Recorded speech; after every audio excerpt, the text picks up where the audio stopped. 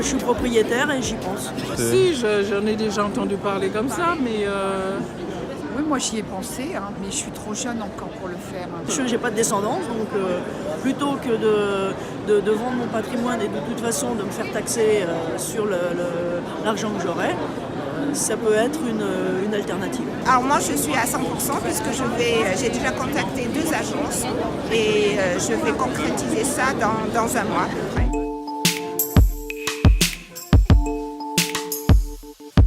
Non, pas du tout. Ah, pas du tout. Au contraire. Non, c'est pas tabou. Pas du tout. C'est moins tabou parce que je me suis renseigné et que j'ai vu, j'ai posé des questions et où il y a eu des réponses qui étaient très claires et très nettes et très... tout ce qui se passe une fois que vous êtes décédé et que vous n'avez pas d'enfant, vous ne laissez personne. Hein. C'est pas quelque chose qu'il faut vivre comme tabou, c'est pas quelque chose qu'il faut éviter comme la peste noire. C'est une solution, une des solutions qui est proposée. Non, c'est une bonne solution si la personne a une nécessité. Elle peut rester dans son logement et puis c'est pas évident de quitter un logement à certains âges. On sait tous bien, il y a la corbeille et puis il y a une rente à côté. Ça facilite la vie et ça rassure, quoi, ça rassure.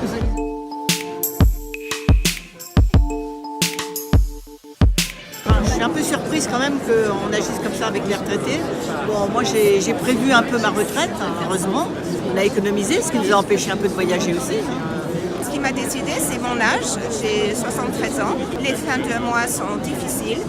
Et bien, c'est un apport supplémentaire qu'il ne faut pas négliger. C'est un sujet intéressant qui permet effectivement à des gens qui sont peut-être un peu justes au niveau financier, tout d'un coup de retrouver une certaine souplesse et un petit peu plus d'allant financier. Mais en même temps, voilà, il faut être sûr en fait qu'on n'ait pas affaire en face à des bandits en fait.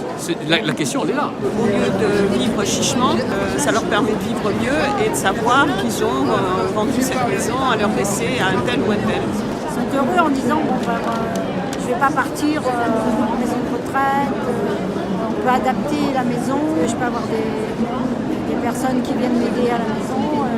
Comme moi je vais faire partie d'une génération qui n'aura pas, quand je serai à la retraite, autant les moyens que les générations précédentes qui ont vraiment beaucoup d'argent avec des revenus de retraite très importants. Moi, je ferai partie de cette génération qui aura moins d'argent. Alors à ce moment-là, oui, pourquoi pas, ça pourrait être intéressant. Mais bon, je vous dis, on reprend rendez-vous dans 20 ans.